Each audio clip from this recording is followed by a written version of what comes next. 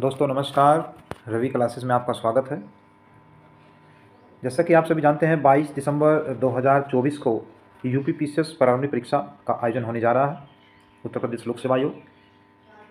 इसकी परीक्षा जो तिथि है वो पहले 7 से 8 दिसंबर थी, लेकिन अब आयोग द्वारा परिवर्तित कर दी गई है। अब 22 दिसंबर को ये एग्ज़ाम होगा।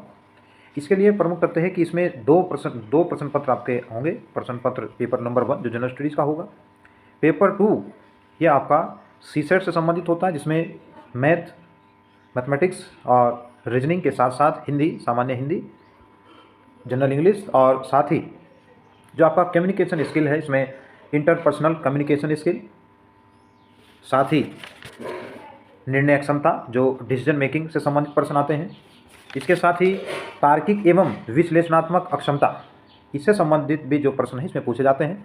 और ये प्रश्न पत्र आपके लिए क्वालिफाइंग करना होता है। इसमें 33% मार्क्स आपको लाने होते हैं।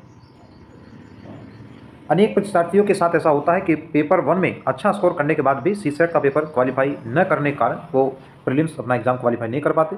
इसलिए अब अंतिम समय है यूपीपीसीएस प्रारंभिक परीक्षा की दृष्टि से, इसलिए अब सीसेट से संबंधित जो प्रश्न हैं उनका अध्ययन करना, उनका विश्लेषण करना भी अति आवश्यक है।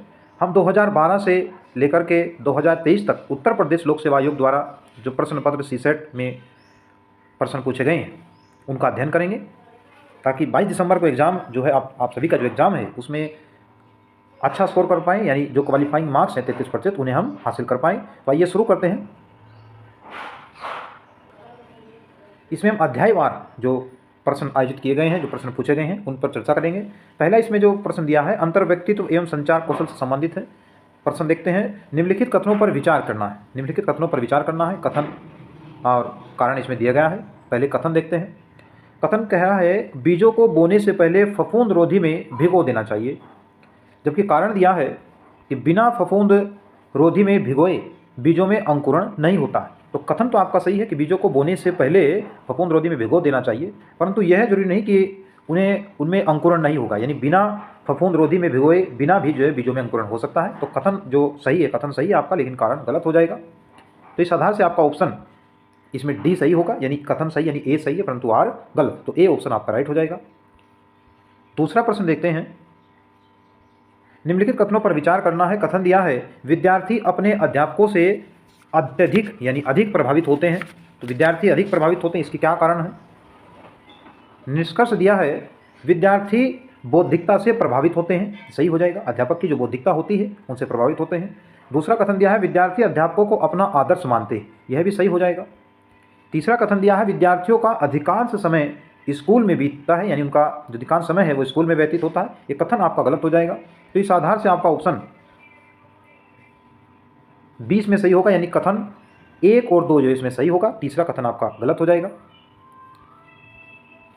अगला प्रश्न देखते हैं। प्रश्न नंबर 3 दिया है संप्रेषण यानी कम्युनिकेशन में किस का नियम प्रयुक्त होता है?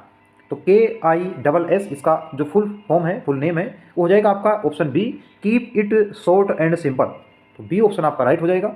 इंपॉर्टेंट प्रश्न है सीसेट के प्रश्न पत्र की दृष्टि से। प्रश्न नंबर 4 देखते हैं। निम्नलिखित में से कौन सा कारण त्योरी चढ़ाने के नकारात्मक संकेत के रूप में व्यक्त किया जाता है? तो इसमें आपका जो चिढ़ है, ऊब, अविश्वास एवं अधीरता, इसमें आपका डी ऑप्शन सही होगा। इसमें उसकी व्याख्या भी दिया गया है। त्योरी चढ़ाने के नकारात्मक संकेत का अर्थ किसी व्यक्ति को पसंद न करना है, यानी नकारात्मक हो जाएगा, अर्थात उससे जो है चिढ़ होना होता है। तो डी ऑप्शन आपका इसमें राइट होगा। इंग्लिश माध्यम के जो परीक्षार्थी हैं उनके लिए भी, चूँकि इसमें दोनों ही भाषा में प्रश्न दिए गए हैं। निम्नलिखित में से कौन सी अंतर्व्यक्तित्व भूमिका नहीं, अंतर्व्यक्ति यानी इंटरपर्सनल रोल्स नहीं है? तो पहला इसमें ऑप्शन है नाम मात्र का अध्यक्ष है, नेता है, संपर्क है, या फिर मालिक अथवा बॉस है। तो इसमें डी ऑप्शन आपका यानी बॉस इसमें शामिल नहीं होगा, ये इंटरपर्सनल स्किल नहीं है। प्रश्न नंबर 6 देखते हैं। निम्नलिखित कारणों में से कौन आगे झुकने के धनात्मक व्यक्तिक संकेत द्वारा अभिव्यक्त किया जाता है? निम्नलिखित जो कारण है इनमें से कौन सा कारण ऐसा है जो आगे झुकने के धनात्मक व्यक्तित्व संकेत द्वारा अभिव्यक्त किया जाता है? तो 6 नंबर जो प्रश्न है इसका आपका ऑप्शन ए सही हो जाएगा। एकाग्रता, इसमें धनात्मक व्यक्तिक संकेत है, ए ऑप्शन राइट हो जाएगा प्रश्न नंबर 6 का। प्रश्न नंबर 7 देखते हैं। निम्नलिखित में से कौन संप्रेषण की बाधाओं में ग्रहिता की कमजोरी है? तो संप्रेषण की बाधाओं में ग्रहिता की जो कमजोरी वो पूर्वाग्रह हो जाएगा, ऑप्शन डी आपका राइट होगा।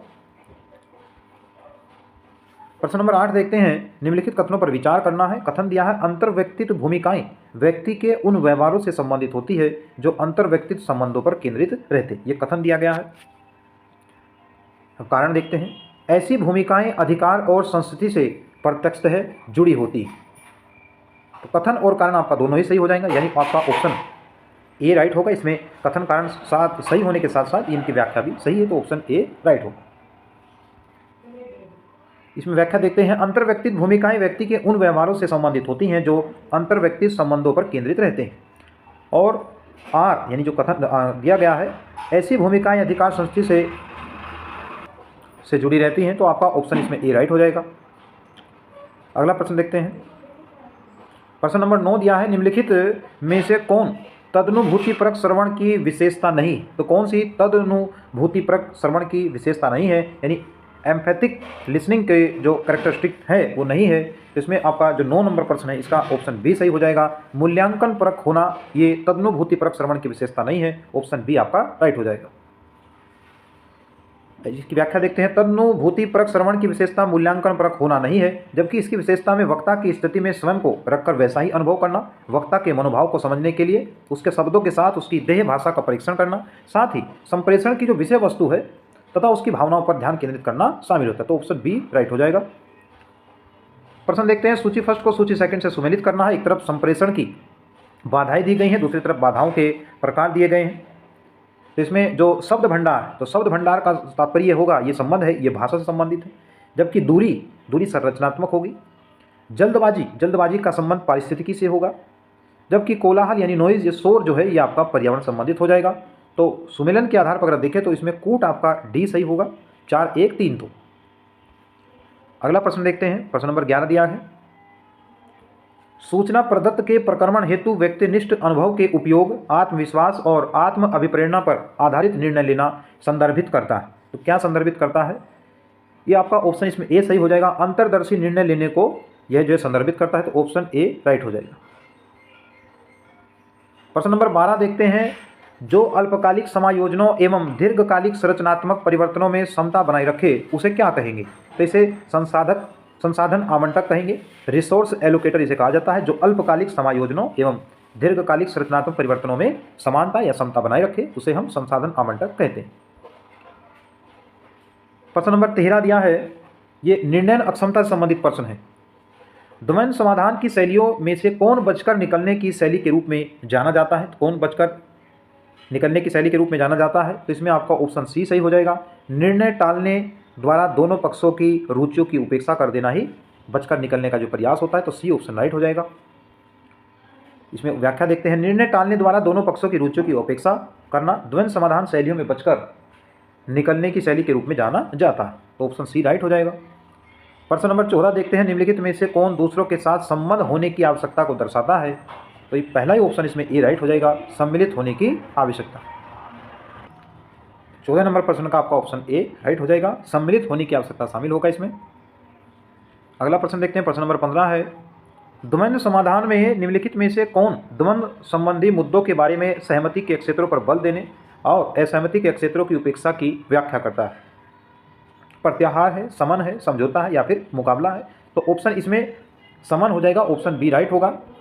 आइए व्याख्या देखते हैं। द्वंद्व समाधान के अंतर्गत समन के तहत द्वंद्व संबंधी समस्याओं के विषय में सहमति के क्षेत्रों पर बल देने और असहमति के क्षेत्रों की उपेक्षा की प्रक्रिया अपनाई जाती है, तो ऑप्शन बी राइट हो जाएगा। प्रश्न नंबर 16 देखते हैं, कोई प्रबंधक किसी क्रेता को पहले खरीदी गई कोई वस्तु वापस करने में सहायता करता है, तो वह किसका सहारा ले रहा है। 16 नंबर प्रश्न में वह किसका सहारा ले रहा है, योजनाबद्ध निर्णय का, गैर योजनाबद्ध निर्णय का, ऑप्शन सी अनिश्चयता का, या फिर बद्धमूल तार्किकता का। तो वह योजनाबद्ध निर्णय का सहारा ले रहा है, ऑप्शन ए इसमें राइट हो जाएगा। इसी तरह के प्रश्न आपसे जो है इस सीसेट का जो प्रश्न पत्र होगा इसमें पूछे जाएंगे और इम्पोर्टेंट है, क्योंकि अगर यही प्रश्न पत्र आप क्वालिफाई नहीं कर पाए तो आप प्रारंभिक परीक्षा से बाहर हो जाएंगे, भले ही आपके जनरल स्टडीज में कितने ही नंबर जो है आपके सही हो। प्रश्न नंबर 17 दिया गया है, व्याख्या से संबंधित है। आप भारत सरकार के एक मंत्रालय में उप सचिव हैं और 2 तकनीकी सहायकों की नियुक्ति पर निर्णय लेने जा रहे हैं। निम्नलिखित परीक्षा के आधार पर 2 पदों के लिए 10 उम्मीदवारों को साक्षात्कार हेतु रखा गया। उनकी शैक्षिक योग्यता एवं पूर्व कार्यानुभव के आधार पर आपको वरीयता क्रम में संस्तुति करनी है। मंत्रालय के ही कोई जो वरिष्ठ अधिकारी हैं जिनसे आप पूर्व परिचित हैं, आपसे पहले क्रम के 2 उम्मीदवारों में वाई के नाम की संस्तुति करने के लिए कहते हैं। आप उस स्थिति में क्या करेंगे, यानी डिसीजन मेकिंग का से संबंधित ये प्रश्न है। इसमें आपकी स्थिति देखी जाएगी, आप किस प्रकार की जो प्रक्रिया है उसे अपनाते हैं, आप तटस्थ हैं कि नहीं, आप निष्पक्ष हैं कि नहीं है।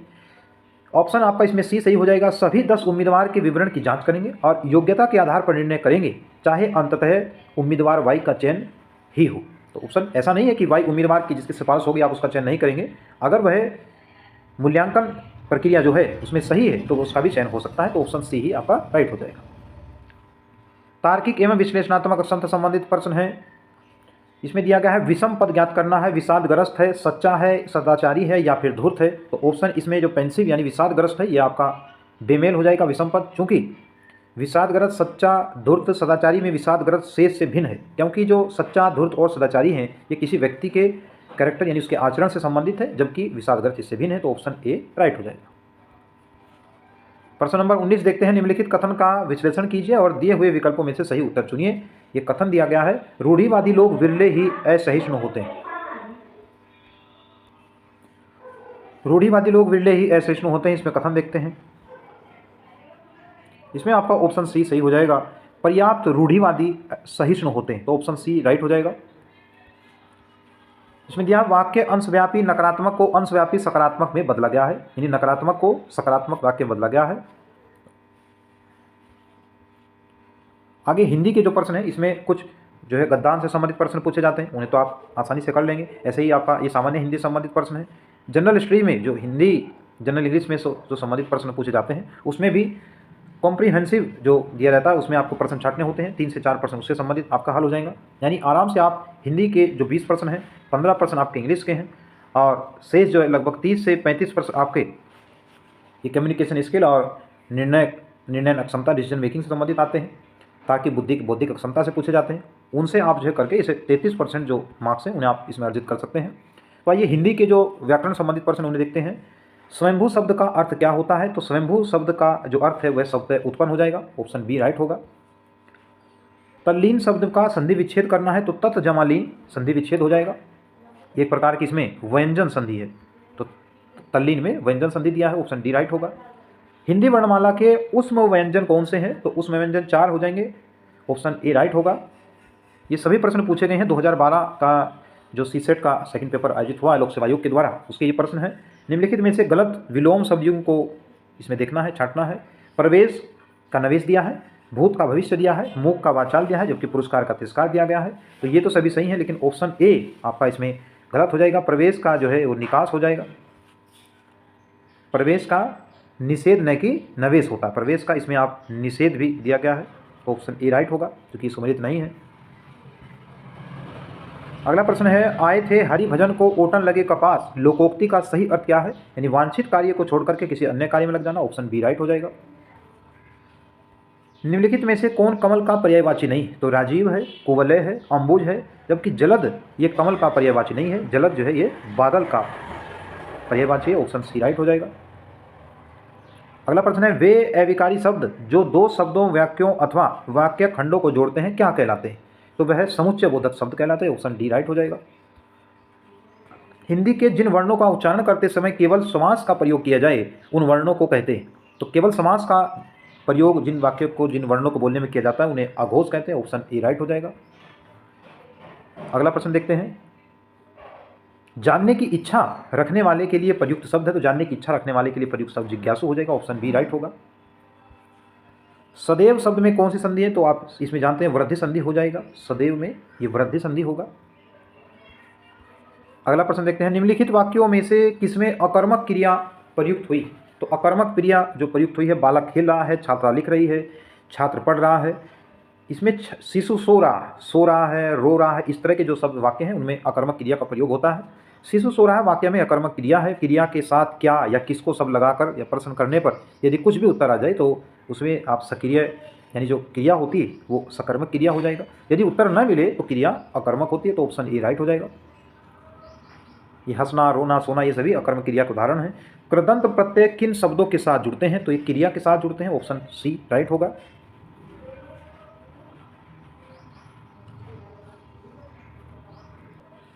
आइए अब जनरल इंग्लिश के कुछ प्रश्न दिए गए हैं, उन्हें भी देखते हैं। इसमें जो कम्प्रीहेंसिव जो पैसेज है वो हमने नहीं लिया है, क्योंकि उसे तो आप पढ़ के आराम से कर ही लेंगे। प्रश्न नंबर दिया 92, give the correct meaning of the word osmosis. तो इसका सी ऑप्शन इसमें movement of liquid through a membrane, option C right हो जाएगा।